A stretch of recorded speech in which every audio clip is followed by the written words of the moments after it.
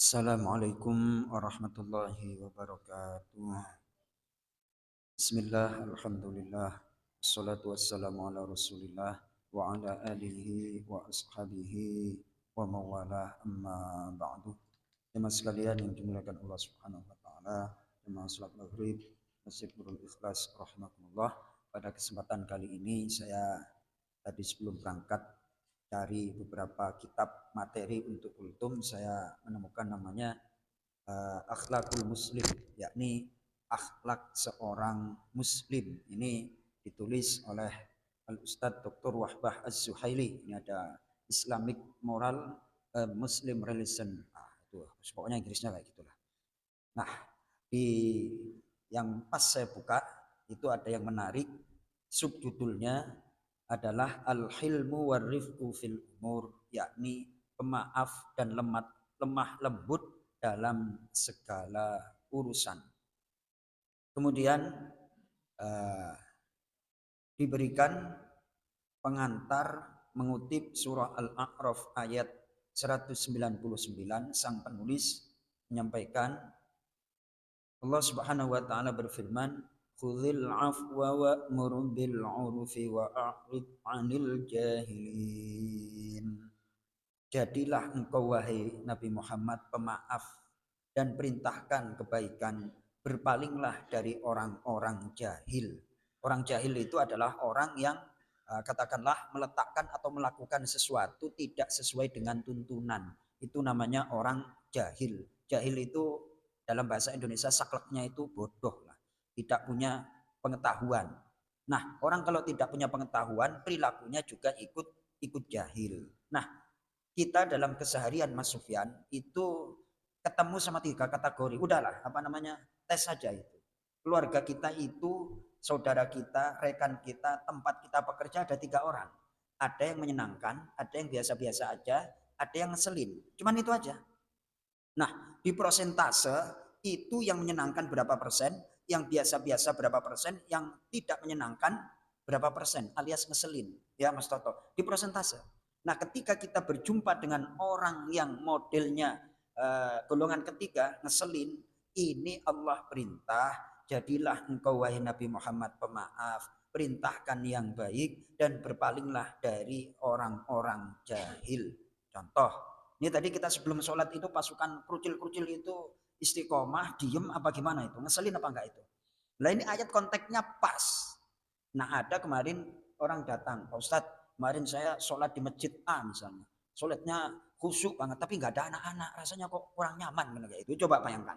Itu sholatnya, masjidnya, pokoknya enak. Tapi sama sekali anak-anak tidak ada. Lah ayat ini mau dipakai untuk kapan? Jadilah pemaaf, perintahkan yang baik, berpalinglah dari orang-orang jahil. Ya sama anak-anak ya, mau sholat. Itu aja, itu namanya perintah kebaikan. Kemudian dijelaskan di sini, Allah memerintahkan Rasulnya untuk senantiasa melaksanakan pokok-pokok akhlak al-majmu'ati yang bersifat kolektif atau sosial di dalam 3 sifat. Sifat pertama adalah menjadi pemaaf, memerintahkan yang baik dan berpaling dari orang-orang jahil. Diriwayatkan annahu lamma nazalatil ayah. Diriwayatkan ketika ayat ini turun, Rasulullah Shallallahu alaihi wasallam bertanya, "Ma hadza ya Jibril?" Yang menyampaikan wahyu itu kan malaikat Jibril. Kemudian maksudnya Rasulullah itu nggak paham. Ini maksudnya apa? Jadilah pemaaf, kemudian perintahkan yang baik, berpalinglah dari orang-orang bodoh. Malaikat Jibril menjawab, qala innallaha amaraka, sungguh Allah memerintahkan dirimu wahai Nabi Muhammad, anta'fuwa amman zalamak, engkau memaafkan orang yang menzolimimu. Yang kedua, wa tu'tiya man haramak, engkau memberi orang yang enggak mau ngasih padamu. Ngasih orang yang sesama suka traktir biasa Mas Toto. Ngasih orang yang pelit. Tuh. Yang ketiga adalah watasila mangkoto'aka, dan engkau menyambung orang yang enggak pernah orang yang menyambung orang yang memutus silaturahim. Ada orang modelnya. Ini mohon maaf nih Pak ya. Ini saya sampaikan aja. Jadilah orang itu yang boleh dikatakan fair lah. Contoh WA. WA itu kan ada kalau dibuka itu enggak contreng biru. Benar apa enggak? Dia itu menyembunyikan diri, aslinya menyembunyikan diri. Orang itu enggak mau terbuka. Contreng biarin aja. Kalau enggak dibuka yang dibuka. Kalau dibuka berarti contreng biru. Jangan orang WA lama nunggu sejam terus akhirnya setengah hari sampai sehari semalam enggak dibaca. Kecewa apa enggak itu yang ngirim itu? Jangan. Terus kan ada setelan itu enggak contreng biru. Itu namanya menyembunyikan diri, enggak fair seperti itu. Jangan. Sudah dibaca tapi kelihatan enggak dibaca. Padahal bacanya itu maksudnya, Mas, jatuh tempo nih. Kemarin katanya akhir bulan mau kembaliin duit, ternyata alasannya kalau nggak contreng biru kan, nggak kebaca, mohon maaf, kan seperti itu. Yang fair, yang jujur jadi orang. Lah kalau ditanya bagaimana?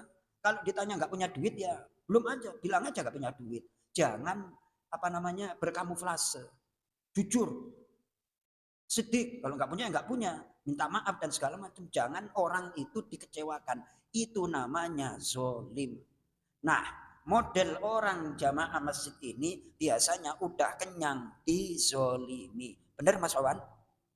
Kalau mau akhlaknya Rasulullah, maafkan orang yang zolim. Ini kalau saya nggak baca ayat ini, gedek aja sama orang itu Mas Toto ya kan. Gara-gara baca ayat akhirnya dadanya dihelu, sabar, sabar. Masa inti ceramah di atas podium ngambek-ngambek kan nggak elok kok. Akhirnya malu sendiri saya Mas Toto, malu sendiri. Yang kedua adalah berikanlah, bersedekahlah kepada orang yang pelit. Itu susah, itu susah. Makanya 3 ini termasuk akhlak para rasul. Jadi kita belajar dikit-dikit. Yang ketiga adalah watasilah mangkotohaka, sambung orang yang enggak mau menyambung silaturahim. Kalau di WA di telepon enggak diangkat, giliran dia apa namanya WA telepon maunya minta. Wah, kita menghadapi orang-orang seperti itu bagaimana Mas Toto? Aduh, ini kalau pakai ada rumus lagi, wa jazaa'u sayyi'atin sayyi'atun mithluha. Balasan orang yang berbuat jelek itu ya berbuat jelek. Akan tetapi faman afa wa aslaha fa ajruhu 'ala Allah. Akan tetapi ada pilihan yang lebih tinggi. Siapa yang memaafkan dan berbuat baik, pahalanya itu di sisi Allah. Mau balas nggak apa-apa. Mau nahan diri ya kan, pahalanya lebih besar. Kira-kira Mas Toto milih yang mana? Milih yang satu-satu atau pahalanya di sisi Allah? Teorinya di sisi Allah, prakteknya ya mudah-mudahan kita kuatkan kayak gitu, naik kelas ya, naik kelas. Ingat, kita itu berjumpa dengan 3 orang. Entah keluarga, saudara atau rekan di tempat kerja. 1 orang yang menyenangkan, yang kedua biasa-biasa aja, yang ketiga orang yang ngeselin. Dari 1, 2, 3 persentasenya itu lebih banyak mana?